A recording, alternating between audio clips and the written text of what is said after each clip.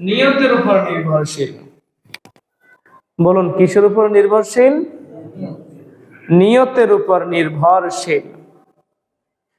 নিয়ত যদি ভালো হয় তাহলে সওয়াব পাবেন, আর নিয়ত যদি খারাপ হয় সওয়াব তো দূরের কথা, আল্লাহ পাক রব্বুল আলামিন এই নিয়তের মধ্যে দুনিয়াবী উদ্দেশ্য থাকার কারণে কাল কিয়ামতের ময়দানে সকলের সাথে লাঞ্ছিত করে, অপমানিত, অপদস্থ করে জাহান্নামের মধ্যে নিক্ষেপ করবেন। কোন নাউজুবিল্লাহ।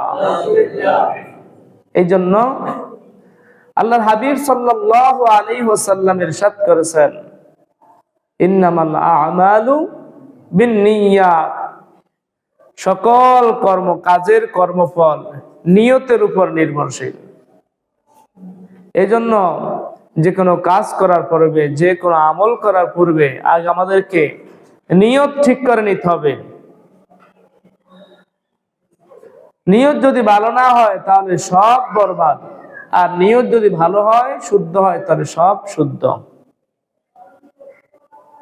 সম্মানিত পেয়ারা হাজিরিন, এই জন্য সমাজের মধ্যে দেখা যায় আজকে নামাজি মানুষের অভাব নাই, ইবাদত বন্দি করনে ওয়ালা মানুষের কোনো অভাব নাই, বুজুর্গ মানুষের কোনো অভাব নাই, মসজিদের কোনো অভাব নাই, মাদ্রাসার কোনো অভাব নাই, মুসল্লির কোনো অভাব নাই, বক্তার কোনো অভাব নাই, শ্রোতারও কোনো অভাব নাই। অভাব একটা জিনিসের, সেটা হচ্ছে মানুষের নিয়তের, সেটা হচ্ছে মানুষের ইখলাসিয়াতের অভাব। আজকে বক্তারা মাঠে ময়দান ওয়াজ করে, বক্তার উদ্দেশ্য থাকে যে আমি ওয়াজ করব, আমাকে মোটা ধরনের একটা হাদিয়া তোফা দান করবে। এই জন্য তো বক্তারা 50,000 টাকা, 60,000 টাকা, 70,000 টাকা, 1 লক্ষ টাকা কন্ট্রাক্ট বাজি করে, কি করে না? যে আমাকে স্টেজে ওঠার আগে টাকা না দিলেন, হাদিয়া পরিশোধ না করলে আমাকে পাবেন না, কারণ আমি বড় বক্তা। কয় কি কয় না, আমি বড় বক্তা। স্টেজে ওঠার আগে যদি আমাকে হাদিয়া পেমেন্ট যদি না করেন তাহলে আমাকে পাবেন না, আমার গাড়ি ঘুরে যাবে। অহংকার, বক্তাদের অহংকার দেখলে কলিজা ফেটে যায়। ও বক্তা, তোমাকে কি এত অহংকার করার জন্য আল্লাহ তোমাকে দিলে খাদেম বানাইছেন? আরো কত কি কাহিনী। সম্মানিত ফের হাজিরিন, কিন্তু আমাদের পাবলিকের বড় দোষ, আমাদের পাবলিক শ্রোতা যারা, আমরা মনে করি যেই বক্তা বেশি হাদিয়া তোফা গ্রহণ করে মনে হয় সে বড় বক্তা। যে বক্তার বিভিন্ন বক্তা বিভিন্ন কুকীর্তির কারণে ভাইরাল হয়েছে, মনে করে ওই বক্তারে সবচাইতে বড় বক্তা, তার ওয়াজে মানুষ বেশি হয়। কোন ওয়াজে মানুষ বেশি হওয়া কি ভালো বক্তার লক্ষণ?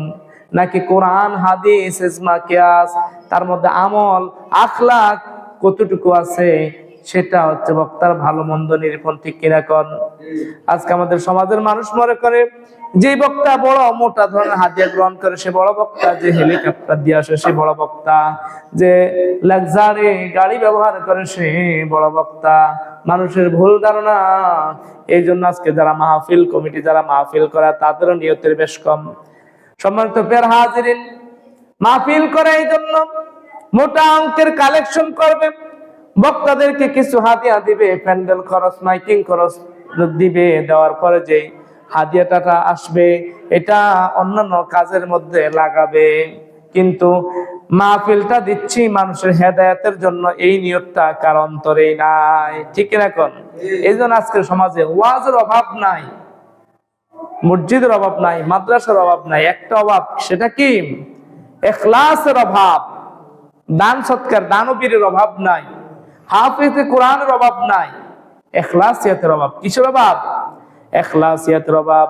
সম্মানিত পেয়ার হাজিরিন, এই জন্য আমাদেরকে জেনে রাখতে হবে ইখলাস ছাড়া আল্লাহ রাব্বুল আলামিন কোন ইবাদত বান্দার কবুল করবেন না, গ্রহণ করবেন না।